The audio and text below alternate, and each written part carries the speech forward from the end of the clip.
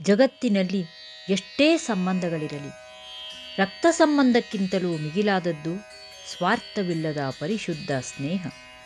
ದ್ವಾಪರ ಯುಗದಲ್ಲಿ ದ್ವಾರಕಾಧೀಶನಾದ ಶ್ರೀಕೃಷ್ಣನಿಗೆ ಅದೆಷ್ಟೋ ಜನ ಭಕ್ತರಿದ್ದರು. ರಾಜರು ಮಹಾರಾಜರು ತಮ್ಮ ಸಂಪತ್ತನ್ನೇ ಅವನ ಕಾಲಡಿಯಲ್ಲಿ ಸುರಿಯುತ್ತಿದ್ದರು.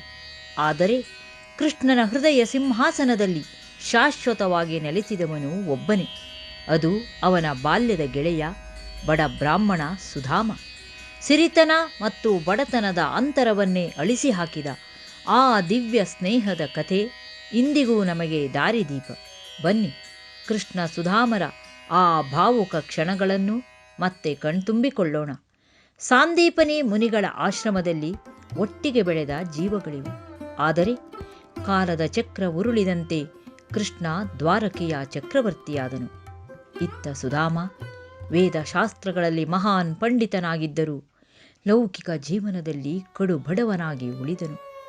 ಸುಧಾಮನ ಮನೆಯ ಪರಿಸ್ಥಿತಿ ಎಷ್ಟರ ಮಟ್ಟಿಗೆ ಇತ್ತೆಂದರೆ, ಉಡಲು ಸರಿಯಾದ ಬಟ್ಟೆ ಇಲ್ಲ, ಒಮ್ಮೊಮ್ಮೆ ಕುಡಿಯಲು ನೀರಿದ್ದರೂ ತಿನ್ನಲು ಅನ್ನವಿರುತ್ತಿರಲಿಲ್ಲ.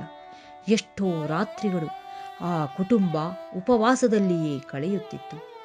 ಆದರೂ ಸುಧಾಮನ ತುಟಿಗಳಲ್ಲಿ ಸದಾ ಕೃಷ್ಣ ಕೃಷ್ಣ ಎಂಬ ನಾಮಸ್ಮರಣೆ ಬಿಟ್ಟರೆ ಬಡತನದ ಬಗ್ಗೆ ಯಾವುದೇ ದೂರು ಇರುತ್ತಿರಲಿಲ್ಲ.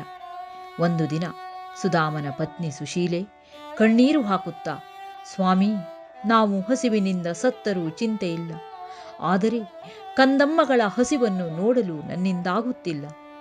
ನಿಮ್ಮ ಸ್ನೇಹಿತ ದ್ವಾರಕಾಧೀಶ ಕರುಣಾಸಾಗರ ಎಂದು ಹೇಳುತ್ತೀರಿ, ದಯವಿಟ್ಟು ಒಮ್ಮೆ ಹೋಗಿ ನಮ್ಮ ಕಷ್ಟವನ್ನು ಹೇಳಿಕೊಳ್ಳಿ ಎಂದು ಬೇಡಿಕೊಂಡಳು. ಪತ್ನಿಯ ಒತ್ತಾಯಕ್ಕೆ ಮಣಿದ ಸುಧಾಮ ಗೆಳೆಯನನ್ನು ನೋಡಲು ಹೊರಟನು. ಆದರೆ ರಾಜನನ್ನು ನೋಡಲು ಬರಿಗೈಲಿ ಹೋಗುವುದು ಹೇಗೆ? ಮನೆಯಲ್ಲಿದ್ದ ಎಲ್ಲ ಡಬ್ಬಿಗಳು ಖಾಲಿ.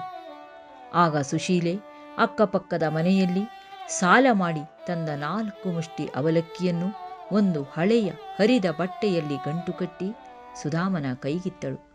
ಸುಧಾಮ ದ್ವಾರಕೆಯನ್ನು ತಲುಪಿದಾಗ ಬೆರಗಾದನು. ಎಲ್ಲಿ ನೋಡಿದರೂ ಚಿನ್ನದ ಮಹಲುಗಳು, ಆನೆ ಕುದುರೆಗಳು. ಅರಮನೆಯ ದ್ವಾರದ ಬಳಿ ಬಂದ ಈ ಬಡ ಬ್ರಾಹ್ಮಣನನ್ನು ಕಾವಲುಗಾರರು ತಡೆದರು. ನಾನು ಕೃಷ್ಣನ ಸ್ನೇಹಿತ ಎಂದಾಗ ಅವರೆಲ್ಲ ನಕ್ಕರು.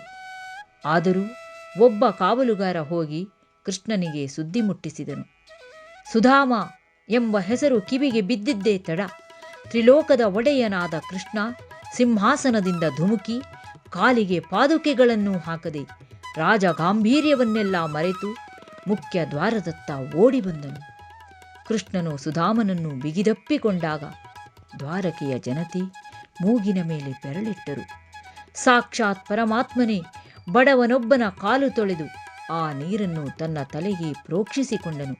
ರುಕ್ಮಿಣೀ ದೇವಿ ಚಾಮರ ಬೀಸಿದಳು. ಊಟದ ನಂತರ ಬಾಲ್ಯದ ನೆನಪುಗಳನ್ನು ಮೆಲುಕು ಹಾಕುತ್ತಾ, ಗೆಳೆಯ, ನನಗೇನು ತಂದಿದ್ದೀಯಾ ಎಂದು ಕೃಷ್ಣ ಕೇಳಿದನು.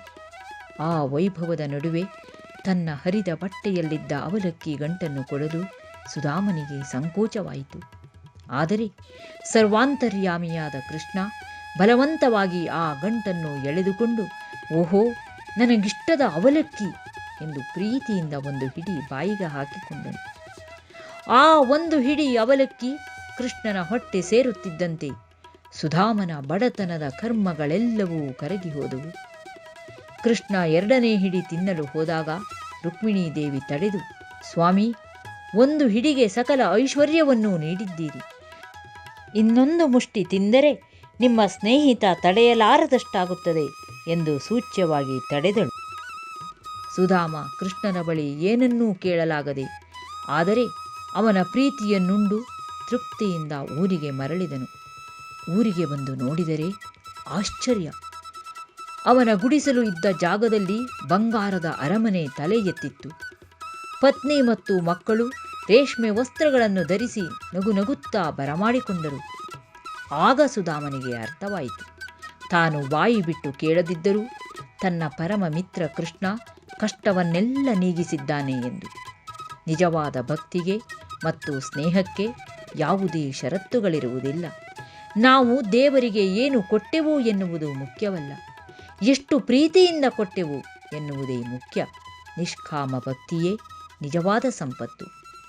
ಈ ಕತೆ ಇಷ್ಟವಾದರೆ ಲೈಕ್ ಮಾಡಿ, ಶೇರ್ ಮಾಡಿ ಹಾಗೂ ಇಂತಹ ಕತೆಗಳಿಗಾಗಿ ನಮ್ಮ ಚಾನಲ್ ಅಮ್ಮನ ಧ್ವನಿಗೆ ಸಬ್ಸ್ಕ್ರೈಬ್ ಆಗುವುದನ್ನು ಮರೆಯಬೇಡಿ.